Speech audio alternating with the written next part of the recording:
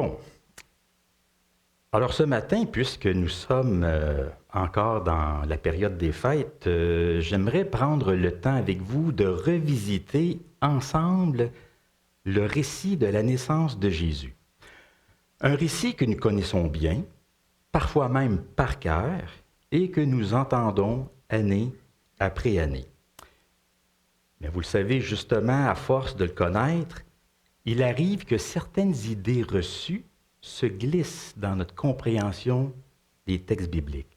Des idées largement répandues, bien ancrées dans notre imaginaire collectif, mais qui ne correspondent peut-être pas à ce que disent les textes bibliques en ce qui concerne la nativité.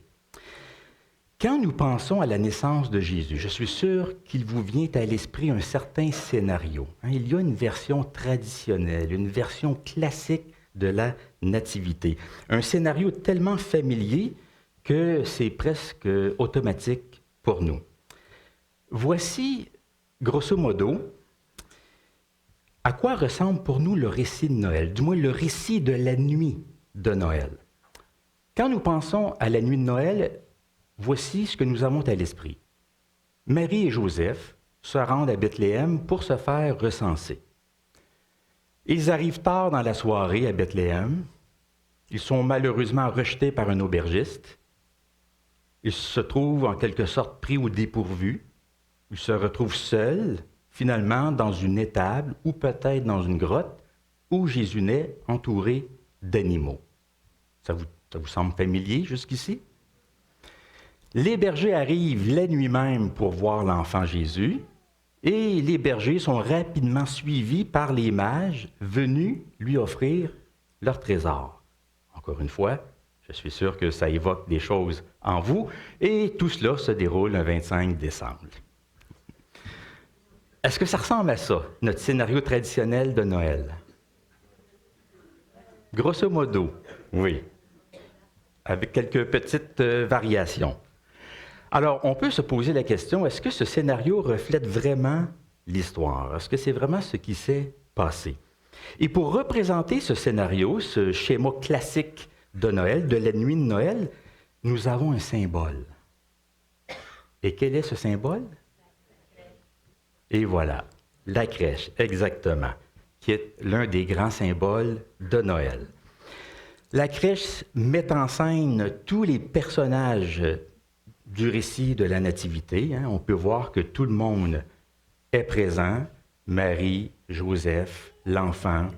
On voit qu'il y a des bergers, les mages qui sont là, avec une couronne, parce qu'on les désigne souvent comme étant des rois mages, mais ce ne sont pas des rois.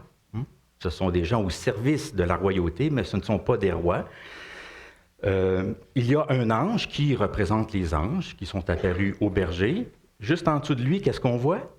Il y a une étoile, parce que c'est une étoile qui a guidé les mages jusqu'à Bethléem. Voilà. Et, il y a même des animaux, bien sûr. Oui, les sapins, il n'y en avait peut-être pas, mais bon. Alors souvent, lorsque on regarde la crèche, pour nous, ça nous semble être comme une sorte de photo historique. Comme si quelqu'un avait été là et avait pris une photo des événements. Comme si ce que nous voyons ici dans la crèche, ça capturait fidèlement ce qui s'était passé cette nuit-là, qui était présent, où et quand. Mais on peut se poser la question, est-ce que c'est vraiment ce que les textes bibliques nous disent? Autrement dit, est-ce que vous pensez que tout le monde était là en même temps? Alors ce matin, nous allons passer la crèche au peigne fin. Non pas pour enlever la beauté de Noël, bien sûr que non, mais pour pouvoir mettre les morceaux aux bonnes places. Parce qu'il est important de démêler le vrai du faux, de bien distinguer entre le témoignage de l'Écriture, la tradition et notre imaginaire collectif. Parce que ces trois choses-là s'entremêlent bien souvent dans notre esprit. Ce que l'Écriture dit, c'est une chose, Ce qui vient de la tradition, c'est une autre chose. Et ce que nous, dans notre imagination, nous ajoutons, c'est aussi une autre chose. Donc, nous allons nous poser la question à savoir, est-ce que notre scénario traditionnel, classique de la nuit de Noël reflète bien ce que nous retrouvons dans les textes? Alors, je vous invite à lire avec moi le récit même de la naissance de Jésus, un court texte dans l'Évangile de Luc, chapitre 2, les versets 1 à 7. Voilà.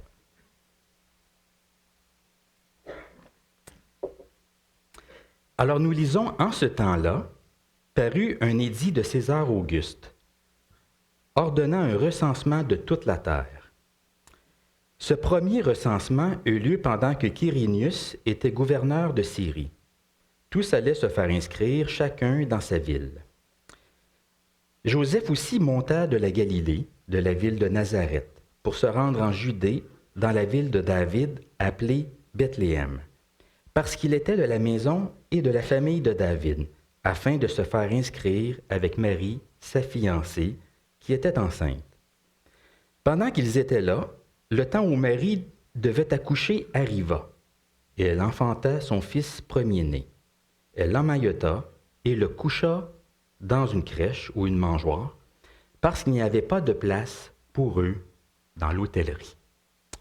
Prions. Seigneur notre Dieu, notre Père, nous te remercions pour ta présence ce matin. Et merci pour cette parole, Seigneur, qui nous rappelle des événements importants de l'histoire. Oui, Seigneur, merci pour ce récit, ce beau récit que nous avons ici devant nous, qui nous rappelle la naissance de ton Fils, une naissance historique, une naissance providentielle, une naissance discrète, pleine d'humilité, pleine de simplicité. Bien Seigneur, nous te demandons que par ton Esprit, tu puisses agir en nous, dans notre cœur, pour que nous soyons émerveillés de nouveau face à cette naissance. Dans le nom de Jésus, ton Fils, nous te prions. Amen.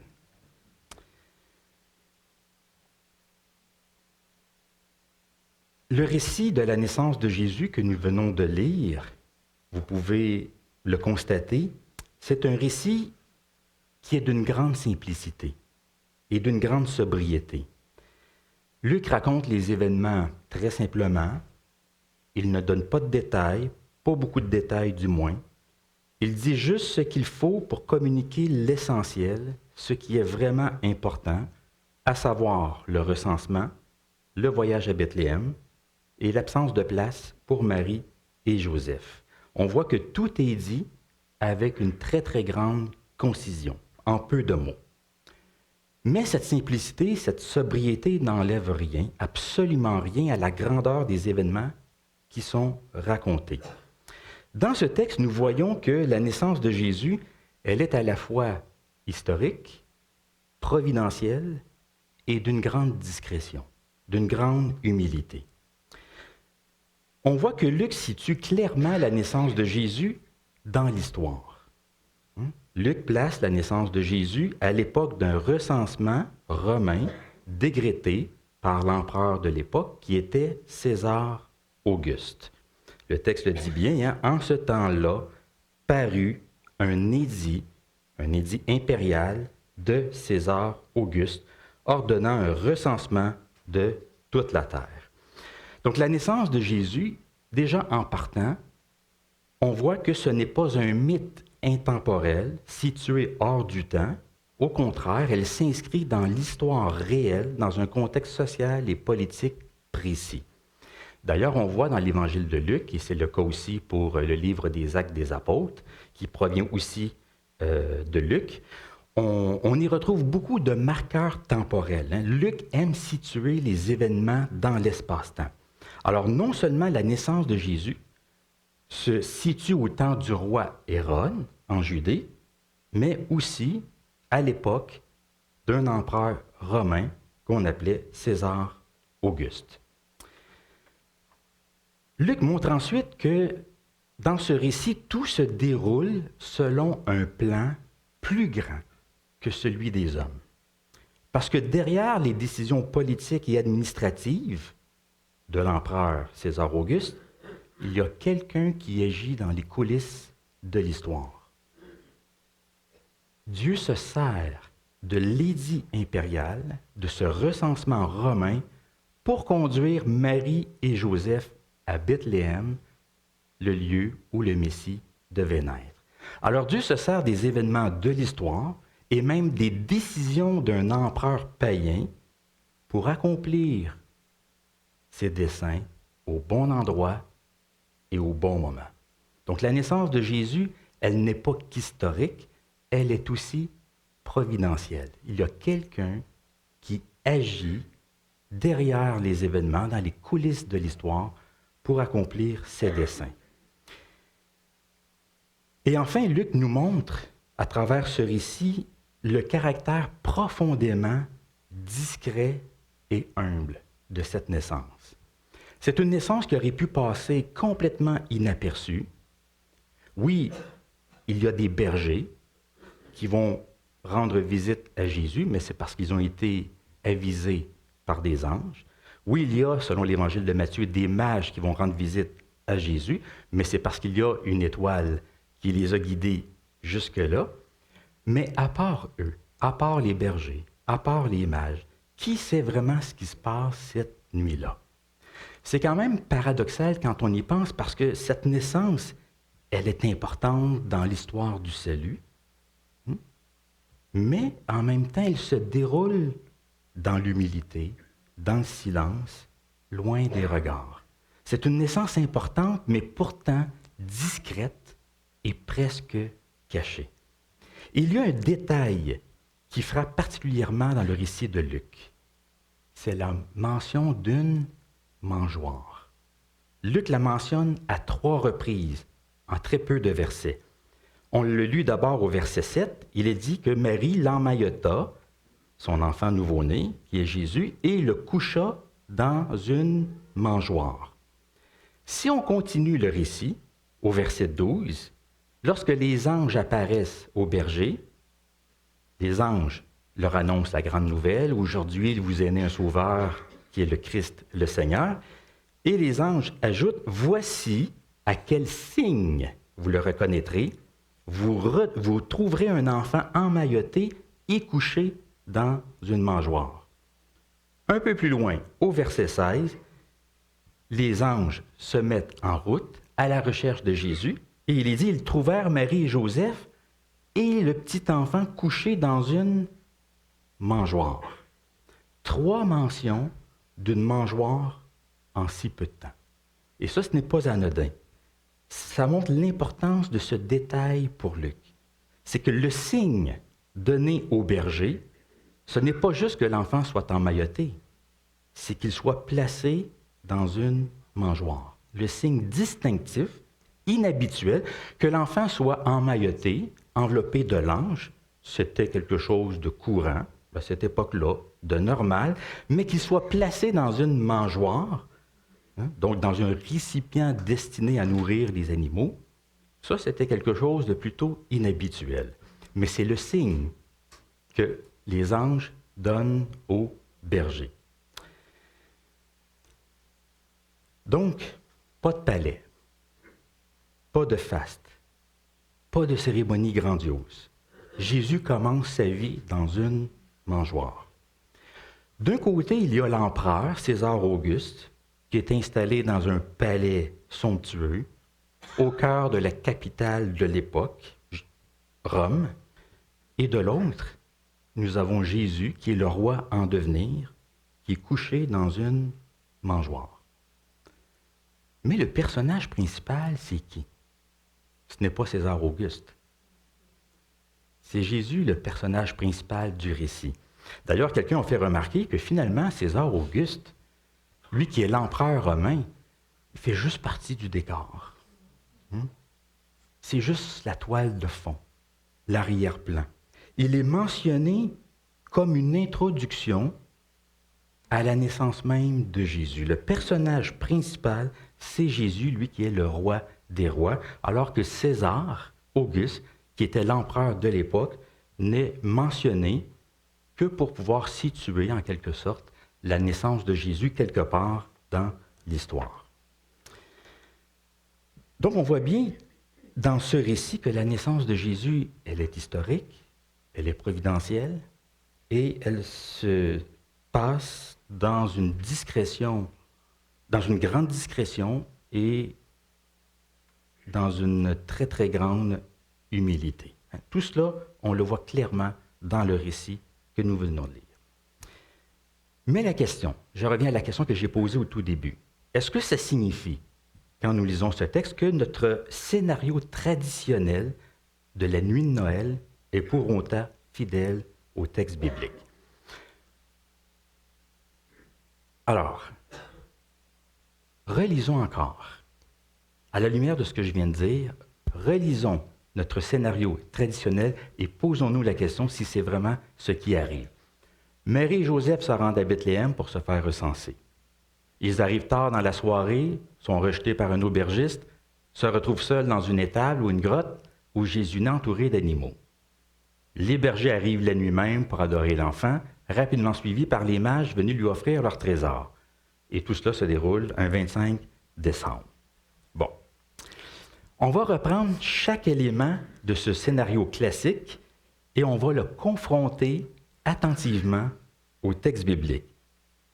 Et ça va nous permettre de démêler un peu le vrai du faux, du moins de bien distinguer entre ce qui vient de l'Écriture, de la tradition et de notre imagination collective. D'abord, est-ce que Marie et Joseph se rendent bien à Bethléem pour se faire recenser? Bon, celle-là est facile.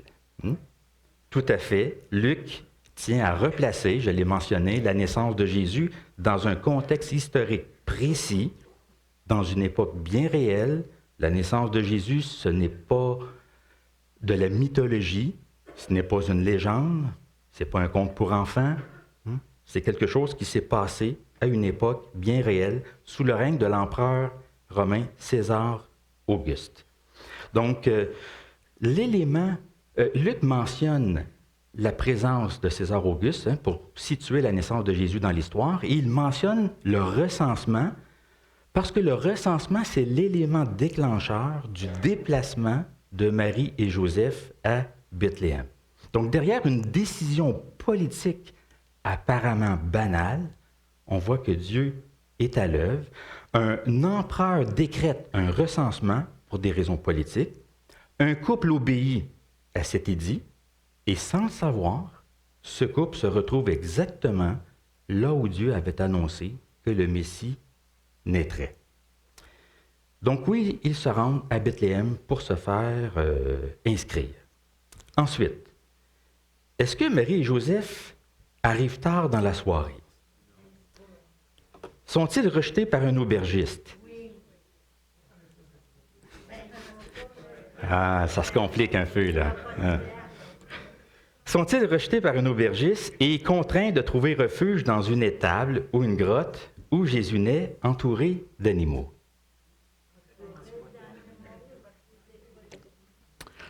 Bon. C'est le scénario classique qu'on retrouve dans les films et dans les représentations de la naissance de Jésus. Bon.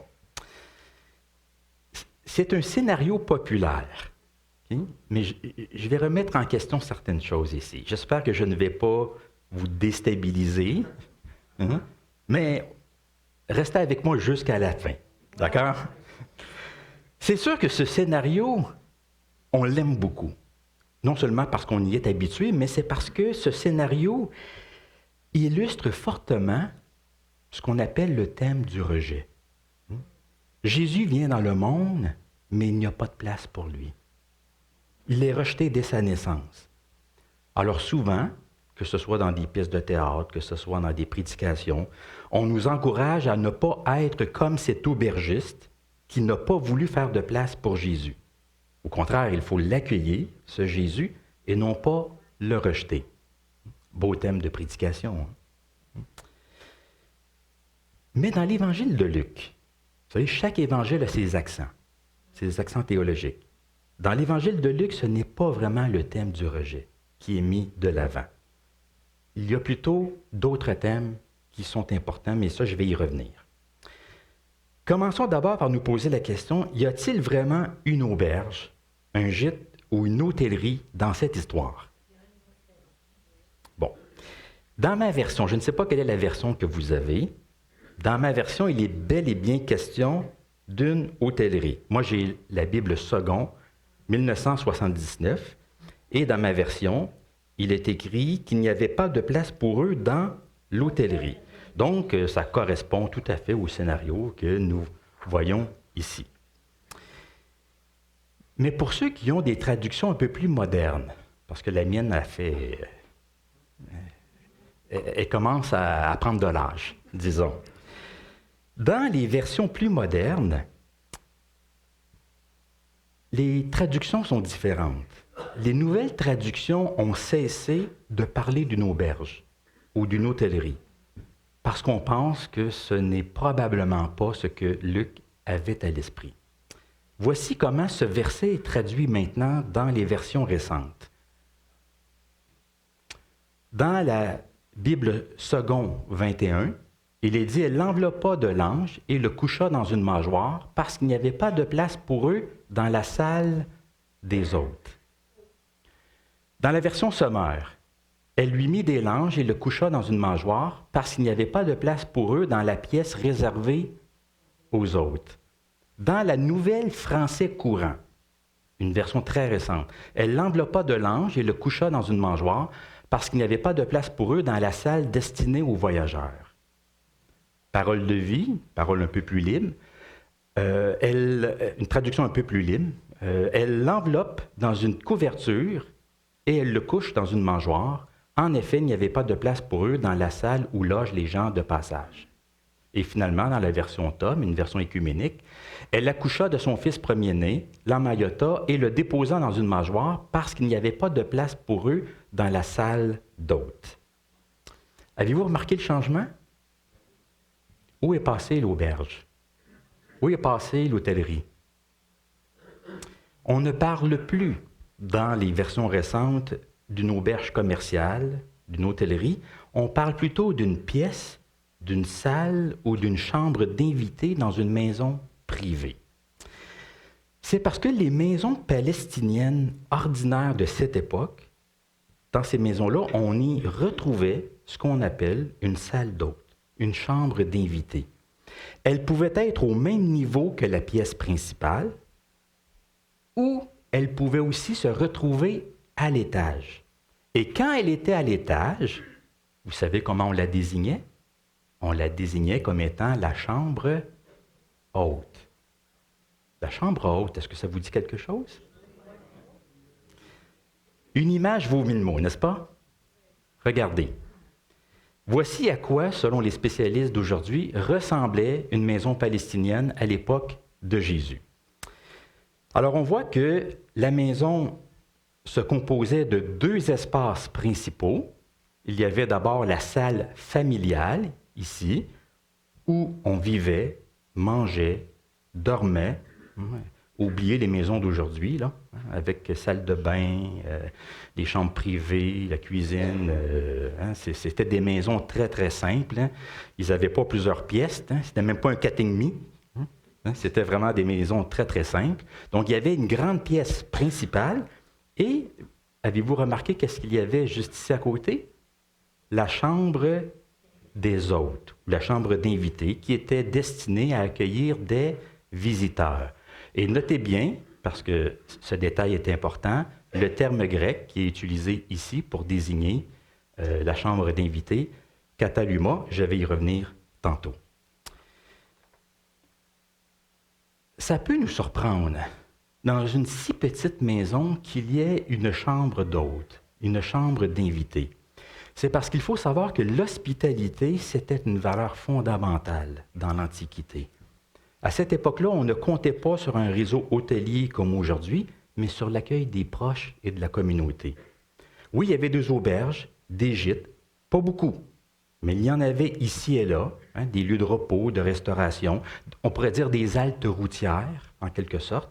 Nous, parfois, là, quand on entreprend un long voyage, il y a parfois des haltes routières, le long de la route, Hein? Alors oui, à cette époque-là, dans des routes principales, il y avait parfois des haltes routières pour les caravanes. Hein? Mais en général, quand on voyageait, on comptait surtout sur l'hospitalité des gens qui habitaient dans l'endroit où on se trouvait. L'hospitalité, c'était un devoir moral important à cette époque-là. Or, Luc, qu'est-ce qu'il nous dit? C'est que la chambre d'hôte était déjà occupée. Il y avait trop de monde, probablement à cause du recensement. Ce qui veut dire que Marie et Joseph ont probablement logé non pas dans la salle des hôtes, mais dans la salle familiale avec le reste de la famille. Et avez-vous remarqué où se trouvent les tables?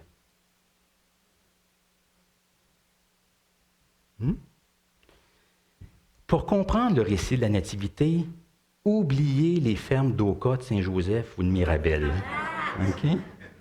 C'est parce que pour nous, une étable, c'est un bâtiment à part de la maison. Hein? Quand on veut aller dans une étable ou dans une grange, on sort, on s'habille, on sort de la maison pour se rendre dans ces lieux-là. Mais à cette époque-là, les étables, ce n'étaient pas des bâtiments nécessairement à part, séparés. Il y avait un petit espace juste ici, à côté de la salle familiale, qui était légèrement un peu plus bas. Hein, on voit les petites marches qui sont ici. Et durant la nuit, pour des raisons de chaleur, de sécurité, les familles rentraient leurs animaux. Et leurs animaux se trouvaient juste ici. Et où se trouvent les mangeoires?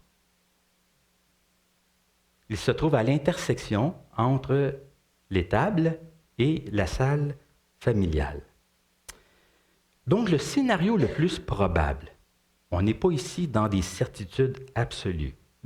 C'est une reconstitution historique faite par des spécialistes. On pense que le scénario le plus probable, c'est que Marie et Joseph sont arrivés à Bethléem à un certain moment donné. Marie était sans doute dans son dernier trimestre.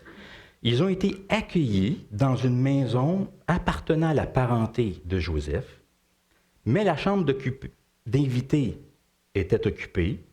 Alors Marie a probablement accouché dans la salle familiale et Jésus a été déposé dans une des mangeoires que l'on retrouve juste ici. C'est le scénario qui est le plus plausible pour au moins deux raisons. La première, bien d'abord sur le plan culturel, sur le plan historique, il faut savoir qu'on est dans une culture centrée sur l'honneur et dans une culture d'hospitalité. Il est très difficile d'imaginer Marie et Joseph qui arrivent à Bethléem, qui est la ville d'origine de Joseph, de ne pas trouver de la parenté pour les accueillir. C'est quelque chose de très difficile à imaginer dans cette culture-là.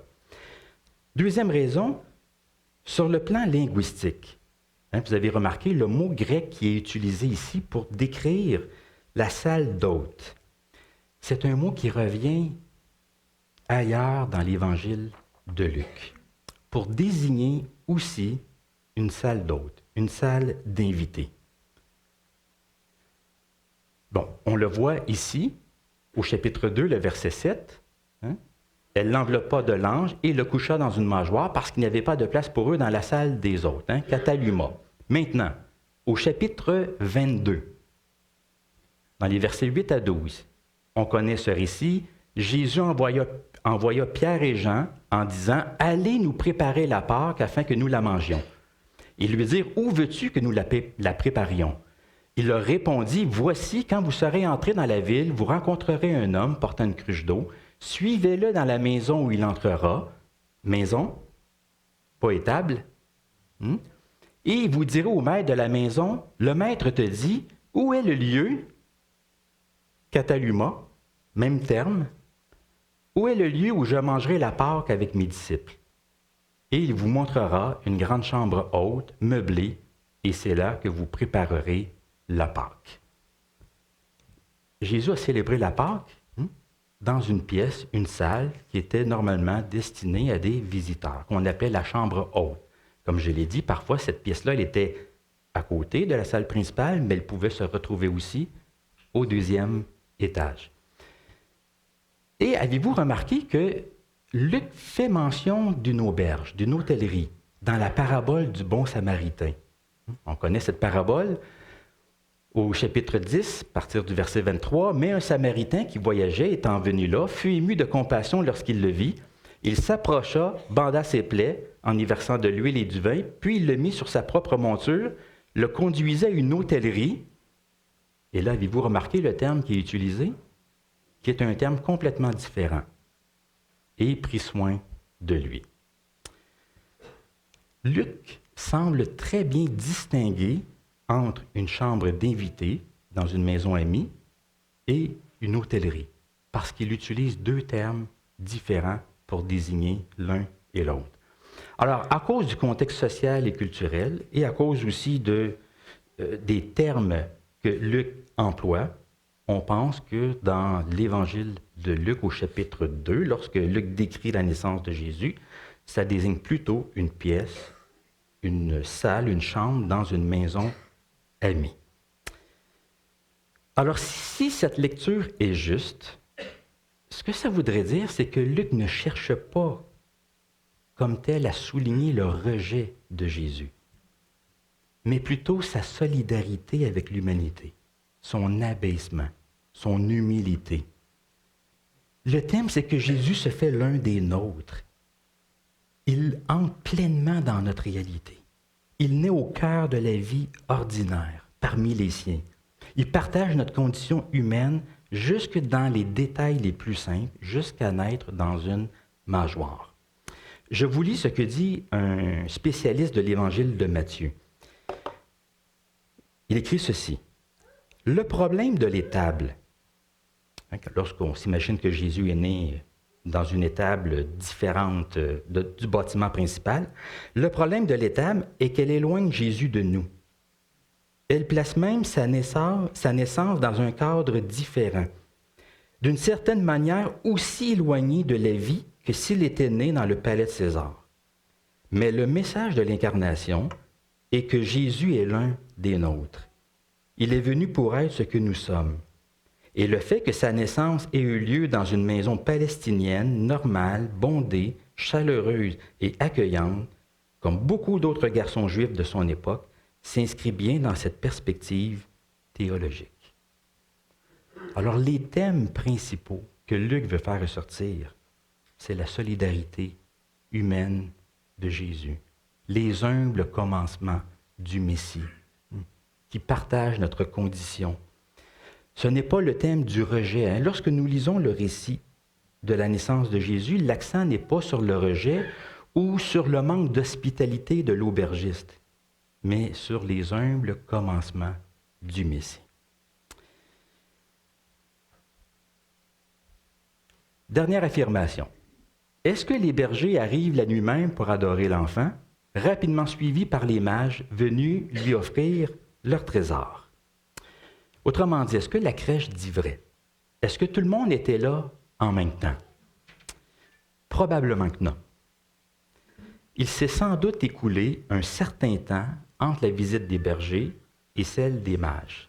Tout le monde n'était pas là nécessairement en même temps. Lorsqu'on lit le récit de Luc, oui, c'est très probable que les bergers aient rendu visite à l'enfant Jésus le soir même. Mais ce n'est pas nécessairement le cas des mages. Voici dans l'Évangile de Matthieu comment on raconte la scène. Quand ils aperçurent l'étoile, les mages furent saisis d'une très grande joie. Ils entrèrent dans l'étable. Ils entrèrent dans la maison. Ils entrèrent dans la maison. Ils ne sont pas dans une étable. Ils entrèrent dans la maison, virent le petit enfant avec Marie, sa mère, se prosternèrent et l'adorèrent. Puis ils ouvrirent leur trésor et lui offrirent de l'or, de l'encens et de la myrrhe. Donc vous avez remarqué, il est question d'une maison et non pas d'une étable. Et lorsque Hérode a commandé le massacre de jeunes enfants, de quel âge étaient les enfants? 2 ans et moins. Pourquoi 2 ans et moins? Pourquoi aller jusqu'à 2 ans? Pour être sûr, mais c'est parce qu'il s'était écoulé un certain temps aussi entre la naissance de Jésus et le moment où Hérode a appris sa naissance. Alors on pense que le scénario, il faut savoir que Marie et Joseph sont arrivés à Bethléem, ils ont été reçus dans une famille, là où Marie a accouché, mais on pense que Marie et Joseph ne sont pas partis tout de suite pour l'Égypte. Ils se sont installés à Bethléem, dans une maison, pendant un certain temps, et là les mages sont arrivés éventuellement, peut-être dans les quelques mois qui ont suivi la naissance de Jésus, peut-être même jusqu'à 1 an ou plus. En tout cas, entre le moment où Jésus était un nourrisson et ces 2 ans. On a une fenêtre de temps d'environ 2 ans ici. Donc, le scénario probable de la nativité ressemblerait à ceci. Marie et Joseph se rendent à Bethléem pour se faire inscrire. Marie et Joseph arrivent éventuellement à Bethléem. Quand, à quelle heure de la journée, on ne le sait pas. Marie et Joseph cherchent un endroit où demeurer dans la parenté de Joseph, comptant sur l'hospitalité des gens. Marie et Joseph sont accueillis dans une maison, mais puisque la chambre d'invités est déjà occupée, ou la chambre haute, peu importe, ils s'installent dans la salle familiale où Marie accouche le temps venu. Après l'accouchement, Marie dépose Jésus dans la mangeoire d'animaux qui se trouvait tout près dans la pièce. Les bergers rendent visite à Jésus peu de temps après, et Marie et Joseph s'installent éventuellement dans une maison à Bethléem pendant quelque temps, et les mages arrivent quelques mois ou 1 an après la naissance de Jésus. Ce serait, croit-on, le scénario le plus probable du récit de la nativité de la nuit de Noël.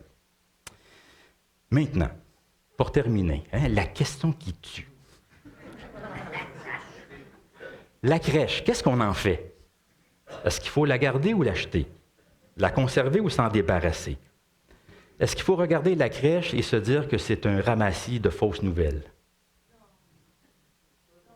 Le prends comme symbole et savoir qu'il y a des détails qui ne peuvent pas être exprimés exactement là-bas. Bon, exactement. Exactement. Ce qu'il faut savoir, c'est que la crèche, ce n'est pas une photographie du soir de Noël. La crèche, c'est une récapitulation des événements de la Nativité sans égard à leur chronologie. Je répète, c'est une récapitulation des événements de la Nativité sans égard à leur chronologie. Autrement dit, c'est une synthèse visuelle du récit de la Nativité. Je vais me permettre une illustration. On sait que toute illustration a ses limites, mais imaginez que vous alliez voir une pièce de théâtre. Il y a plusieurs acteurs, plusieurs comédiens, et il y a le stage. Est-ce que tous les acteurs et les comédiens se trouvent sur le stage au même moment? Il y a des va-et-vient. Chacun fait partie de l'histoire. Certains comédiens apparaissent à certains moments, d'autres à d'autres moments. Mais à quel moment est-ce qu'on les voit tous ensemble? À la fin. Exactement. Tout le monde vient sur le stage à la fin, ils font la révérence, ils saluent la foule, on les applaudit, on prend une photo. Et là, on a tous les comédiens, tous les acteurs de la pièce de théâtre. Mais ça ne veut pas dire qu'ils étaient sur le stage en même temps durant la pièce. Alors, c'est un petit peu la même chose avec la crèche. Il y a différents acteurs. Tous ces acteurs ne se sont pas nécessairement croisés, ils n'ont pas été sur la scène en même temps. Mais ce que nous voyons, ce sont tous les personnages principaux, tous les événements du récit de la Nativité, mais sans égard à leur chronologie. Alors c'est quand même quelque chose à conserver. N'arrivez pas à la maison, ne prenez pas votre crèche, ne vous en débarrassez pas. Voyez-la non pas comme une photographie de la nuit de Noël, mais comme une représentation visuelle du récit de la Nativité. C'est quand même un puissant symbole, parce que ce que ça nous rappelle, c'est que Dieu ne s'est pas contenté de nous parler du ciel. Il est entré dans notre histoire. Il s'est fait homme, il s'est fait l'un des nôtres, il est devenu solidaire de nous, il a partagé la condition humaine, il s'est abaissé. Et cet abaissement, ce n'est que le premier de nombreux abaissements du Fils de Dieu. Parce que nous le savons, Jésus a lavé les pieds de ses disciples aussi, ce qui est un abaissement, Et il est allé jusqu'à mourir sur la croix, qui est l'abaissement ultime. Que ce soit dans une mangeoire, que ce soit dans la chambre d'hôte, la chambre haute, là où Jésus a lavé le pied de ses disciples, que ce soit à la croix, le message, c'est que le Fils de Dieu s'est abaissé. Il s'est humilié, tout cela pour notre salut. Finalement, la question qu'il faut se poser, ce n'est pas qui était là et à quel moment, mais plutôt qui est venu dans le monde et qui s'est donné la peine d'aller le voir. Qui s'est réjoui de sa naissance? Celui qui est venu dans le monde, c'est le Messie, c'est le Fils de Dieu. Aujourd'hui, il vous est né un sauveur qui est le Christ, le Seigneur. Et qui sont venus le voir? Bien, les bergers et les mages. Finalement, l'important, en ce qui concerne la crèche, c'est que nous y soyons aussi. Nous aussi, il est important de faire partie des adorateurs. Les bergers sont allés voir Jésus, les mages aussi. Bien, nous aussi, il faut s'inclure dans la crèche. Fait que finalement, il ne manque que nous. C'est à nous de nous imaginer, en ce temps des fêtes, d'aller à Bethléem pour voir ce qui est arrivé, comme les bergers l'ont fait, et d'aller voir Jésus pour lui offrir notre hommage, notre respect, comme les mages l'ont fait. Alors, oui Seigneur, prions, hein? Nous te remercions Seigneur pour ce mystère de Noël. Pour toi Seigneur qui est si grand et qui pourtant choisit de venir à nous si petits.